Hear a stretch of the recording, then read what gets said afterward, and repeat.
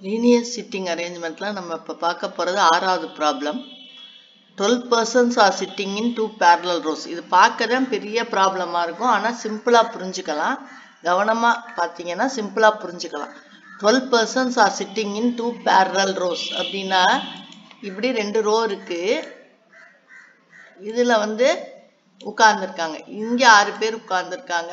இதுல 6 பேர் உட்கார்ந்திருக்காங்க. இதான் இதுல கொடுத்திருக்கு. containing 6 persons each. ரெண்டு parallel ரோல இந்த ரோல 6 பேர் இந்த ரோல 6 பேர் உட்கார்ந்திருக்காங்க. in such a way that there is an equal distance between adjacent persons. ஒரே அளவு இடம் விட்டு 6 பேர் உட்கார்ந்திருக்காங்க அப்படிங்கறாங்க. சரி அந்த மாதிரி. இப்ப ரோ 1 அப்படினு எடுத்துப்போம். இது ரோ 1 இது வந்து ரோ 2 ன்னு எடுத்துங்க. in row 1 A B C D F are seated but not necessarily in the same order and all of them are facing south. அப்ப இந்த A B C D 6 பேர் வந்து இங்க உட்கார்ந்திருக்காங்க. ரோ 1ல வந்து A B C D உட்கார்ந்திருக்காங்க facing south அப்படினா கீழ் நோக்கி உட்கார்ந்திருப்பாங்க சவுத்த நோக்கி. அப்ப இதுக்கு வந்து இது ரைட்டா இருக்கும் இப்படி உட்கார்ந்திருக்கவங்களுக்கு. ஏற்கனவே நான் சவுத் ஃபேஸ் பண்ணா எப்படி உட்கார்ந்திருப்பாங்க அதெல்லாம் நான் சொல்லி கொடுத்திருக்கேன். இங்க வந்து இது லெஃப்ட்டா இருக்கும். சரியா? இங்க வந்து இது லெஃப்ட் சவுத்தா நோக்கி உட்கார்ந்திருக்கவங்களுக்கு இது ரைட்டாவும் இந்த சைடு ரைட்டும் இந்த சைடு லெஃப்ட்டும் இருக்கும். இப்ப ரோ 2ல வந்து இதுல யார் உட்கார்ந்திருக்காங்கன்னா A B C D E F ன்னு 6 பேர் உட்கார்ந்திருக்காங்க. இந்த ரோ 2ல என்னன்னா நார்த் ஃபேஸ் பண்ணி உட்கார்ந்திருக்காங்க. நார்த் ஃபேசிங்ல நம்ம நிறைய ப்ராப்ளம்ஸ் போட்டுருக்கோம். அப்ப இது லெஃப்டாவும் இது ரைட்டாவும் இருக்கும் நார்த் ஃபேசிங் காரங்களுக்கு. நம்ம உட்கார்ந்து எழுதுற மாதிரி. இது லெஃப்டாவும் இது ரைட்டாவும் இருக்கும். இங்க வந்து 6 பேர் யார் யார் உட்கார்ந்திருக்காங்கன்னா PQRST உட்கார்ந்திருக்காங்க. இப்ப வேற என்ன கொடுத்திருக்கு அப்படின்னா அதாவது ஒருத்தர் பார்த்து உட்கார்ந்திருக்காங்க. அதான் நான் சொல்வேன்ல இங்கிட்டு இப்படி உட்கார்ந்திருக்காங்கன்னா இங்கிட்டு உட்கார்ந்திருப்பாங்க. ஒருத்தர் பார்க்கிறதுக்கு உட்கார்ந்திருப்பாங்க. இது அவங்களுடைய பேக்னா இது அவங்களுடைய ஃப்ரண்டா இருக்கும். இப்ப அந்த இதை நம்ம போட்டுக்குவோம். எப்படி உட்கார்ந்திருக்காங்க அப்படின்னு கொடுத்திருக்குன்னா இப்படி 6 பேர் உட்கார்ந்திருக்காங்க.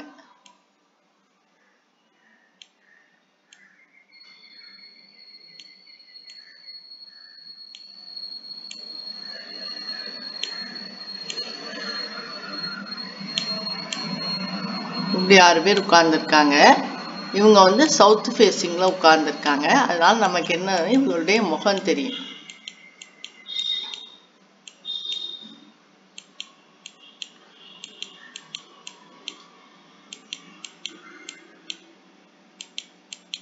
தெரியும். இது வந்து இவங்களுடைய ரைட்டாவும் இது இவங்களுடைய லெஃப்டாவும் இருக்கும். இது இவங்களுடைய ரைட்டா இருக்கும். சவுத் ஃபேசிங்னா இந்த மாதிரி தான் படம் போடணும். இவங்களுக்கு எதிரிலேயே இன்னும் 6 பேர் உட்கார்ந்துருக்காங்க. அதான் எதிர்க்க அதனால தான் ஈக்குவல் டிஸ்டன்ஸ்னு போட்டிருக்கு. இவருக்கு நேர ஒருத்தர் இவருக்கு நேர ஒருத்தர் இவருக்கு நேர ஒருத்தர் இவருக்கு நேர ஒருத்தர் இவருக்கு நேர ஒருத்தர். இவங்க வந்து எப்படி உட்கார்ந்துருக்காங்கன்னா நார்த் பார்க்க உட்கார்ந்துருக்காங்க. இது சவுத்து இது வந்து நார்த் பார்க்க உட்கார்ந்துருக்காங்க. அப்ப நமக்கு இவங்களுடைய தலை தெரியும். இப்படி ஒருத்தர் பார்த்துக்கிற மாதிரி உட்கார்ந்துருக்காங்க. இவங்களும் ஒன்னா பார்த்துக்குவாங்க. நமக்கு தெரிகிறது இந்த மாதிரி. இது வந்து லெஃப்ட் சைடு நார்த்னா இது லெஃப்ட் சைடு இது ரைட் சைடு. இதுதான் இந்த படம். இப்ப யார் யார் எங்க உட்கார்ந்துருக்காங்கன்னு கண்டுபிடிக்கிறதுக்கு தான் நம்ம கீழே உள்ள நிபந்தனைகளை பார்க்கணும். இப்ப வாங்க A sits third to the left of E. A B C D E F 6 பேரும் மேலதான் உட்கார்ந்துருக்காங்க. அதை நல்லா ஞாபகம் வச்சுக்கோங்க. அப்ப இது மேல் row. A sits third to the left of E. மேல் ரோனா இது வந்து சவுத் ஃபேசிங். இது வந்து சவுத் ஃபேசிங்கா சவுத் ஃபேசிங்னா நான் என்ன சொல்லியிருக்கேன் லெஃப்ட் ஆஃப் E வரையில E முதல்ல உட்கார்ந்துருக்க மாதிரியும் ஈயோட இடதுகை பக்கம் தேர்டுங்கிறதுனால 2 இடம் விட்டு A. இதுதான் நம்ம போட வேண்டியது. முன்னாடி மாதிரி நம்ம நிறைய பிராக்டிஸ் பண்ணதுனால இப்ப இது சவுத் ஃபேசிங் நார்த் ஃபேசிங்கா இருந்தா A முதல்ல உட்கார்ந்து அப்புறம் E உட்கார்ந்துருப்பார். இது சவுத் ஃபேசிங்கிறதுனால நம்ம என்ன எடுத்துக்கணும் ஈய முதல்ல எடுத்துக்கணும். ஈயோட இடதுகை பக்கம் A உட்கார்ந்துருப்பார். இப்ப கரெக்டா வரும் பாருங்க. E இங்க உட்கார்ந்து இருந்தாருன்னா ஈயோட இடதுகை பக்கம் A உட்கார்ந்துருப்பார் 2 இடம் விட்டு. அப்ப இதுதான் ரைட். இ உட்கார்ந்து அவருடைய இடதுகை பக்கம் ஏ உட்கார்ந்து இருக்கோன்னு மேல் வரிசையில போடுறோம். ஏன்னா ஏபிசிடி எல்லாமே என்ன இருக்கும், மேல் வரிசையில இருக்கும். அதனால இது வந்து ரோ 1ல இது போடுறோம். இது இப்ப நம்ம போட்டுக்கிட்டு நம்ம அடுத்ததுக்கு வருவோம். சரியா, இஏ போட்டுக்கிட்டு வருவோம். இப்ப நமக்கு அப்ப இது ரோ 1ன்னு வச்சுக்குவோம். மேல 6 பேரா,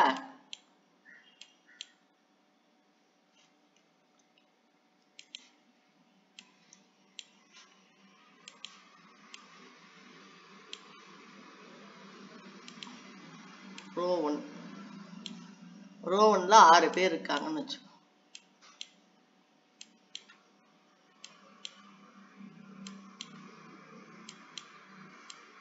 ஆறு பேர். இதே மாதிரி ரோ 2ல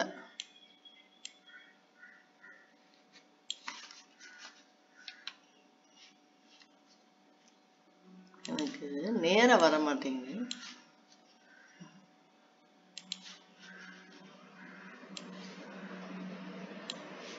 ரோ 2ல அவங்களுக்கு நேரம்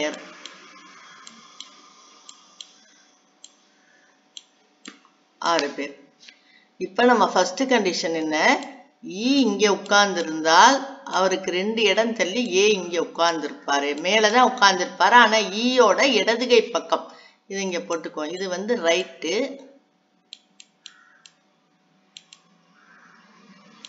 இது வந்து லெஃப்ட்.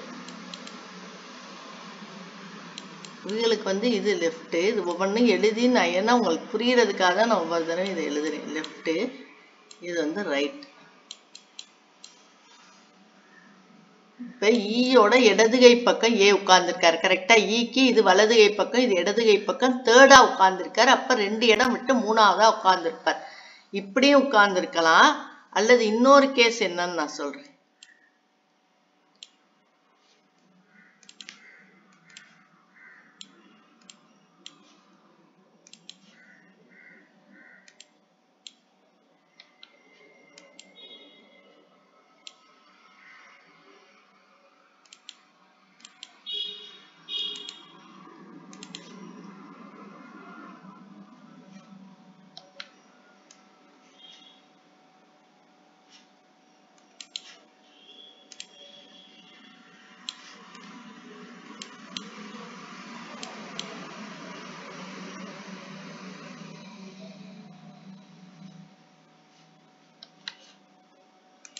சாரி, இது 3 கேஸ் வரையணும்.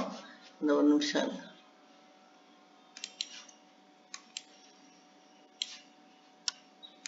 1 2 3 4 5 6 இதுக்கு நேரம்.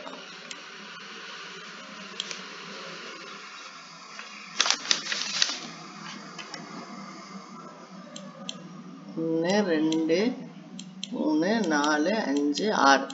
இப்ப இ வந்து இங்க உட்கார்ந்து இருக்கலாம், ஏ வந்து இங்க உட்கார்ந்து இருப்பார். 2 இடம் தள்ளி இங்க உட்கார்ந்து இருக்கலாம். இது இப்படியும் உட்கார்ந்து இருக்கலாம். அதே மாதிரி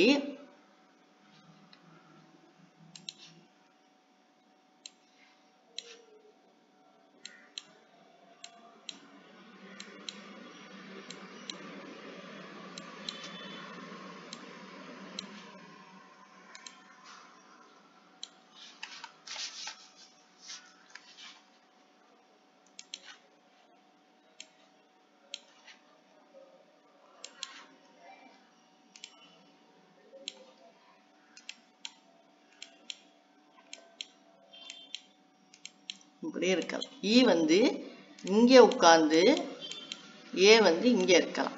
இதுக்கு மேல ஏ போக இடம் இல்லை. அதனால நம்ம இ இங்க போட்டோம்னா ஏக்கு இடம் இல்லை. அதனால இந்த 3 சான்ஸ் இருக்கு.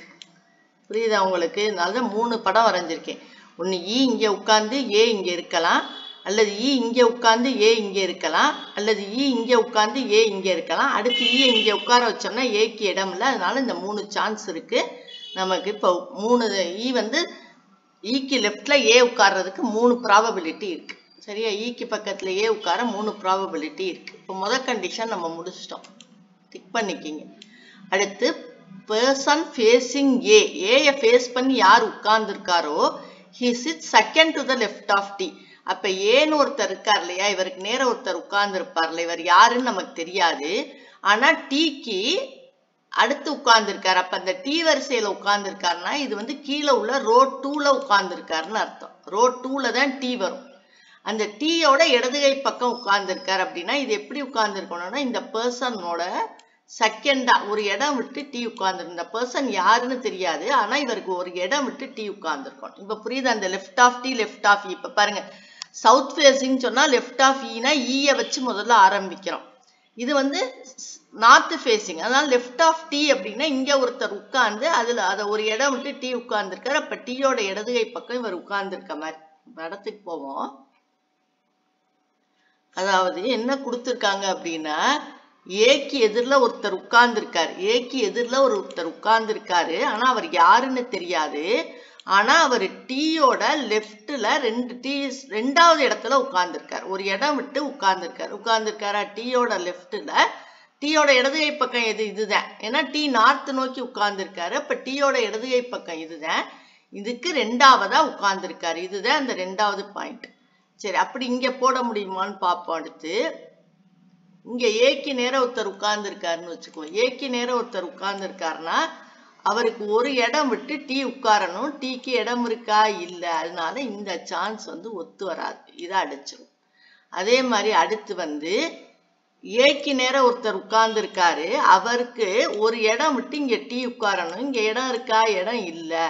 அதனால இதையும் நம்ம அடிச்சு, இந்த சான்ஸும் இல்லை, இந்த சான்ஸும் இல்லை. நமக்கு இப்ப ஒரே சான்ஸ் இதுதான், இதுக்குள்ள ஃபில்அப் பண்ணணும். இப்ப புரியுதா உங்களுக்கு? ரெண்டாவது ஸ்டேட்மெண்ட். ஃபர்ஸ்ட் ஸ்டேட்மெண்ட் ஈயோட இடதுகை பக்கம் ஏ உட்கார்ந்து இருப்பார், அதனால ஈ உட்கார்ந்து ரெண்டு இடம் விட்டு ஏ மூணாவது இடத்துல உட்கார்ந்து இருக்காருன்னு கொடுத்துருக்கு. இங்க ஈ உட்கார்ந்து இருந்தா ரெண்டு இடம் விட்டு ஏ இங்க உட்காரலாம். இங்க உட்கார்ந்து இருந்தா ரெண்டு இடம் விட்டு ஏ இங்க உட்காரலாம். ஆனா இங்க உட்கார்ந்தா ரெண்டு இடம் விட்டு ஏக்கு இடம் இல்லை, அதனால மூணே மூணு சான்ஸ் தான். ரெண்டாவது என்ன கொடுத்துருக்குன்னா ஏக்கு எதிரில் ஒருத்தர் உட்கார்ந்து இருக்காராம், அவர் டீயோட இடதுகை பக்கத்துல ஒரு இடம் விட்டுட்டு உட்கார்ந்து இருக்காரு. ரெண்டாவதா உட்கார்ந்து டீயோட இடதுகை பக்கத்துல டீக்கு ரெண்டாவதா உட்கார்ந்து இருக்காரு. அப்ப டீயோட இடதுகை பக்கங்கிறது இப்படி போகணும், அதுக்கு ரெண்டாவதா உட்கார்ந்து இருக்காரு. அதனாலதான் நான் என்ன சொன்னேன், இப்படி எடுத்துக்கணும் எப்பவுமே. லெஃப்ட் ஆஃப் இ, அப்படி A sits third to the left of E, south ஃபேசிங்கா இருந்தா இஏன்னு எடுத்துக்கணும். பர்சன் ஃபேசிங் ஏ யாருன்னு தெரியாது, sit second to the left of டீனா இந்த மாதிரி டி வந்து இங்கிட்டே வந்துடும், ரெண்டாவதாவே வந்துடணும், இஏ டீன்னு வந்துடும். அப்ப இந்த நமக்குள்ள படம் ஈயை விட்டு ரெண்டு இடம் விட்டு ஏ உட்கார்ந்து இருக்காரு. ஏக்கு எதிரில் உட்கார்ந்து இருக்கவரு டீல இருந்து ரெண்டாவதா டீயோட இடதுகை பக்கம் வந்து உட்கார்ந்து இருக்காரு. டீல இருந்து ரெண்டாவதா டீயோட இடதுகை பக்கம் ஏக்கு நேர உட்கார்ந்து இருக்க ஒருத்தர் உட்கார்ந்து இருக்காரு. அப்ப இந்த படம் இந்த இதுவும் ரெண்டாவது சென்டென்ஸ் நம்ம முடிஞ்சிருச்சு. மூணாவது சென்டென்ஸ் என்னன்னா, two persons are sitting between D and B. டீக்கும் பிக்கு நடுவுல ரெண்டு பர்சன்ஸ் உட்கார்ந்து இருக்காங்க. அப்ப டி இங்க இருக்கு, டி இந்த ஓரத்துல இருக்கு.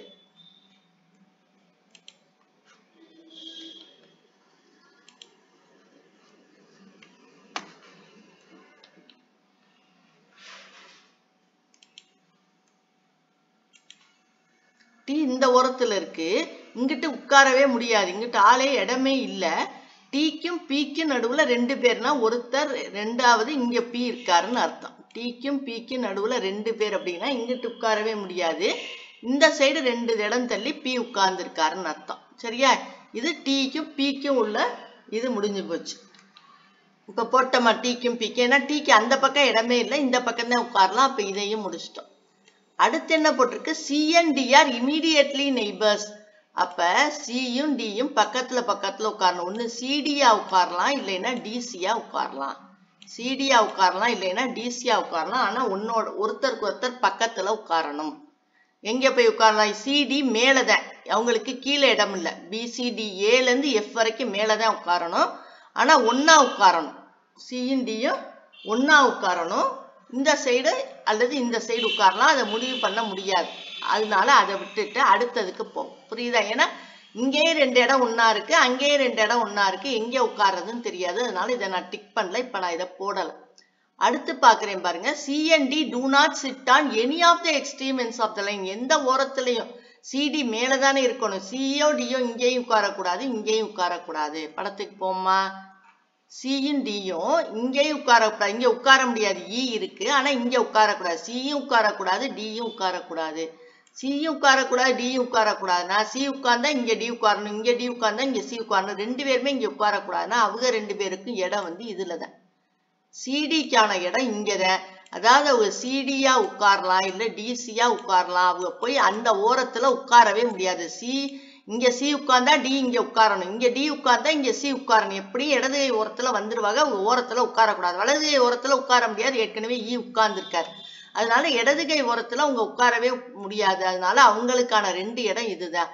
அப்ப ஏசிடிக்கு இடம் இங்க போச்சுன்னா பிக்கு எஃப்க்கு தான் இங்க இடம் இருக்கு. அடுத்து என்ன போட்டிருக்குன்னு பார்ப்போம். அப்ப இந்த கண்டிஷனும் நம்ம இப்ப முடிச்சிட்டோம். only one person sits between B and C. B and C க்கு நடுவுல ஒரே ஒரு ஆள் தான் உட்கார்ந்துருக்காங்களாம். அப்ப C இந்த பக்கம் வரணும், B and C க்கு நடுவுல ஒரே ஒரு ஆள் தான். சப்போஸ் C இங்க போட்டா B இங்க போட முடியாது இல்லையா? இப்ப நான் C வந்து இங்க போடுறேன்னு வச்சுக்கோங்க. C க்கு அதாவது C நடுவுல ஒரு ஆள் விட்டு நம்ம B போடணும், இப்படி இருக்கணும். C இங்க போட்டு நடுவுல ஒரு ஆள் விட்டு B இங்க போட முடியுமா? போட முடியாது. அதனால நம்ம C இங்க போடக்கூடாது. எங்க போடணும்? C இங்க போட்டோம்னா நடுவுல A உட்கார்ந்து இருப்பாரு, இங்கிட்டு B போட்டுடலாம். அப்ப இங்க C உட்கார்ந்தா இங்க D உட்காரணும், B உட்கார்ந்தா இங்க F, இங்க விட்டு போனால் F. புரியுதா? இப்ப Cக்கும் Bக்கும் நடுவுல ஒரு ஆள் இருக்கணுங்கிறதுனால இங்க போட்டோம்னா C விட்டு ஒரு கோடு தள்ளி A உட்கார்ந்து இருக்காரு, இங்க B உட்கார வைக்க முடியாது. அதனால C இங்கதான் உட்கார வைக்க முடியும். அப்ப A உட்கார்ந்து இருப்பாரு, அங்கிட்டு B உட்கார்ந்து இருப்பாரு. இப்ப Cக்கும் Bக்கும் நடுவுல ஒருத்தர் உட்கார்ந்து இருப்பாங்க. Cயும் Dயும் ஒன்னாதான் உட்காருவாங்க. அதனால Cக்கு பக்கத்துல D உட்கார வச்சுட்டு விட்டு போன இடத்துல F போட்டுட்டோம். இது போட்டோமா? அடுத்து வாங்க. அப்ப இது ரெண்டும் போட்டோம். இப்ப C and D immediate neighborsம் போட்டோம், இதுவும் போட்டுட்டோம். only one personம் போட்டோம்.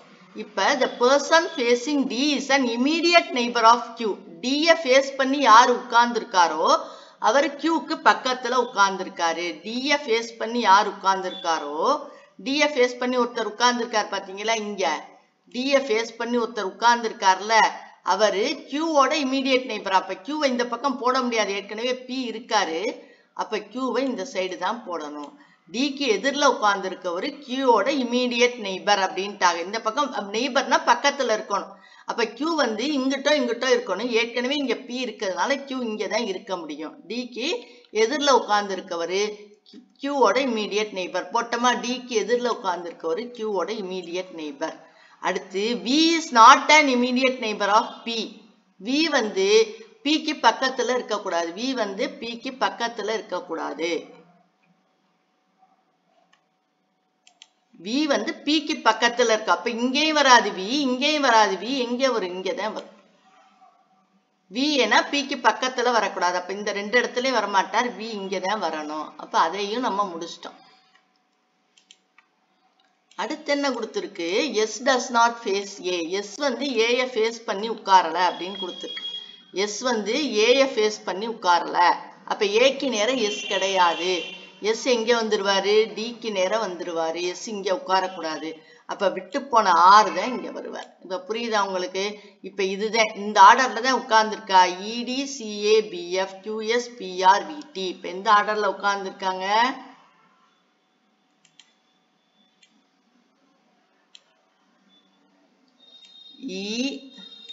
E முதல்ல உட்கார வச்சுட்டு ரெண்டு இடம் தள்ளி A உட்கார வச்சோம். அந்த ரெண்டு இடத்துல Dயும் Cயும், Cக்கு பக்கத்துல A, Cக்கும் Bக்கு நடுவுல A, இங்கிட்டு வந்து F, இந்த ஓரத்துல F.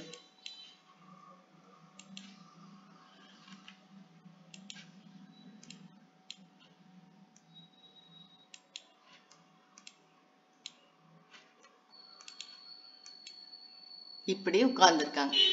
இன்னொருத்தர் எப்படி உட்கார்ந்துருக்காங்க?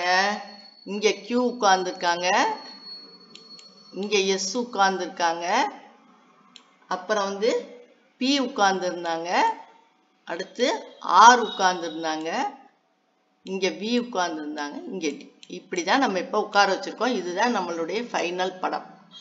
இதுதான் நம்மளுடைய ஃபைனல் படம். இப்ப இத வச்சு நம்ம கேள்விகள்லாம் நம்ம சொல்ல போறோம். என்னென்ன கேள்விகள் கேட்டிருக்காங்க? ஃபர்ஸ்ட் கேள்வி என்ன கேட்டிருக்காங்க அப்படின்னா, who sits second to the right of the person who faces R?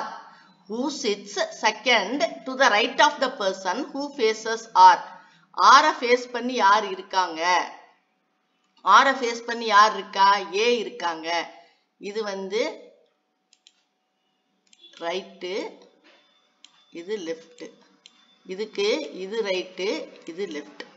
இப்போ என்ன கேட்டிருக்குன்னா R ஃபேஸ் பண்ணி இருக்காங்க பாத்தீங்களா A, இவங்களுக்கு ரைட்ல ரெண்டாவதா யார் உட்கார்ந்துருக்காங்க? D உட்கார்ந்துருக்காங்க. புரியுதா? R ஃபேஸ் பண்ணி இருக்கவங்களுக்கு ரைட்ல ரெண்டாவதா, ரைட்னா ரைட் சைடு நோக்கி போங்க, ரெண்டாவதா யார் உட்கார்ந்துருக்காங்க? R ஃபேஸ் பண்ணி இருக்காங்கல்ல A, அவங்கள இருந்து ரைட் சைடு போனா ரெண்டாவதா யார் உட்கார்ந்துருக்காங்கன்னு கேட்டிருக்காங்க D. இதுதான் இதுக்கு ஆன்சர். புரியுதா? இப்ப who sits second to the right of the person who faces R. ஆருக்கு எய்தாப்ல உட்கார்ந்துருக்கவங்கள இருந்து ரைட்ல போனா ரெண்டாவதா யார் உட்கார்ந்துருக்கா அப்படின்னு கேட்டிருக்காங்க. அவ்வளவுதான். இது R, இது A, இது ரைட்ல போய் ரெண்டாவதா பார்த்தா இங்க யார் உட்கார்ந்துருக்கா? D உட்கார்ந்துருக்காங்க. அதனால இதுக்கு ஆன்சர் என்ன? D. அப்புறம் இந்த ஸ்டேட்மெண்ட்ல எது எது ட்ரூன்னு கேக்குறாங்க. B sits second to the left of C. B sits second to the left of C. C அதனுடைய லெஃப்ட்னா இப்படி வரணும். B ரெண்டாவதா உட்கார்ந்துருக்காரா? C யோட லெஃப்ட்ல B ரெண்டாவதா உட்கார்ந்துருக்காரு. C இருக்காரு, அவருடைய லெஃப்ட் நோக்கி வரும்போது ரெண்டாவது இடத்துல B உட்கார்ந்துருக்காரு. அதனால அது வந்து என்னது? ட்ரூ. அந்த ஸ்டேட்மெண்ட் வந்து ட்ரூ. அதனால இது ட்ரூ. அடுத்து என்ன போட்டிருக்கு? A sits to immediate left of B. A வந்து B யோட லெஃப்ட்ல உட்கார்ந்துருக்காருன்னு போட்டிருக்கு. B யோட லெஃப்ட்ல உட்கார்லையே, B யோட ரைட்ல உட்கார்ந்துருக்காரு. பாருங்க, ரைட்ல பக்கம் தானே போகுது. B யோட ரைட்ல தான் A உட்கார்ந்துருக்காரு, B யோட லெஃப்ட்ல A உட்கார்ல. அதனால இது வந்து ஃபால்ஸ். ரைட்ல தான் அவர் உட்கார்ந்துருக்காரு. அது மாதிரி T faces Bன்னு இருக்கும். Bக்கு நேரம் உட்கார்ந்துருக்கிறது T இல்ல, B தான் வந்து faces B. அது மாதிரி D is an immediate neighbor of Bன்னு போட்டிருக்கோம். Bக்கு Dக்கு immediate neighborல ரெண்டு இடம் விட்டுத்தான் இருப்பாரு. D இங்க இருந்தா C இருந்து A இருந்து அப்புறம் தான் B இருக்காரு. அதனால இது வந்து immediate neighborன்னு நம்ம சொல்ல முடியாது, உடனடியா உட்கார்ல. அதனால இது ஃபால்ஸ். அது மாதிரி the person who faces B is an immediate neighbor of S. B face பண்ற ஒரு B, ஆனா எப்படி இருக்காரு? S வந்து இப்படி இருக்காரா? S வந்து இப்படி இருக்காரு. P வந்து R வந்து அப்புறம் V வந்து, அந்த படத்தை போய் பாருங்க உங்களுக்கு புரியும், நோட்ல போட்டு வச்சிருப்பாருங்க. இவர் தான் Bக்கு நேரம் உட்கார்ந்துருக்காரு. Bக்கு நேரம் உட்கார்ந்துருக்க ஒரு B, ஆனா அவர் Sல இருந்து இந்த சைடு நோக்கி ரெண்டு இடம் தள்ளி உட்கார்ந்துருக்காரு. அதனால person who faces V is not an immediate neighbor of S. Sக்கு உடனடியா அடுத்து இல்ல, ரெண்டு இடம் விட்டுதான் அவர் வந்து லெஃப்ட் நோக்கி இருக்காரு. அதனால to the left of B தான் உட்கார்ந்துருக்காரு. அதனால இதுவும் ஃபால்ஸ். இது எல்லாமே ஃபால்ஸ். இது ஒண்ணுதான் கரெக்ட் ஸ்டேட்மெண்ட். சரியா? இந்த லெஃப்ட் ரைட்டை நல்லா புரிஞ்சுக்க. Who faces P? Pக்கு நேரம் உட்கார்ந்துருக்கவர் யாருன்னா C தான் உட்கார்ந்துருப்பார். அங்கே போய் படத்தை பாருங்க. அது மாதிரி 4 of the following are alike. Which is the one that does not belong to the group? FQTCE. FQTCEனா FQTE. 4 பேரும் கார்னர்ல உட்கார்ந்துருக்கா, C மட்டும் கார்னர்ல உட்கார்ல. அதனால அதுதான் ஆடு. இவங்க 4 பேரும் கார்னர்ல உட்கார்ந்துருக்காங்க. இவங்க 4 பேரும் E இங்க உட்கார்ந்துருப்பாரு, F வந்து இந்த கார்னர்ல உட்கார்ந்துருப்பாங்க, கார்னர் உட்கார்ந்துருக்காங்க. அது மாதிரி Q இங்க உட்கார்ந்துருப்பாரு, T இங்க உட்கார்ந்துருப்பார், C மட்டும் நடுவுல உட்கார்ந்துருப்பார். அப்ப இவங்கெல்லாம் இந்த கார்னர்ல உட்கார்ந்துருக்காங்களா? C கார்னர்ல உட்கார்லையா? அதனால கார்னர் குரூப்ல அவர் வரமாட்டாரு, அவர் தான் வேறுபட்டு நிக்கிறாரு.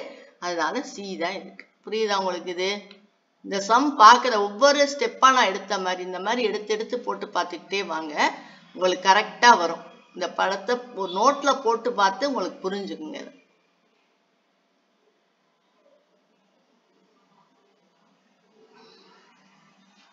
Thank you for watching.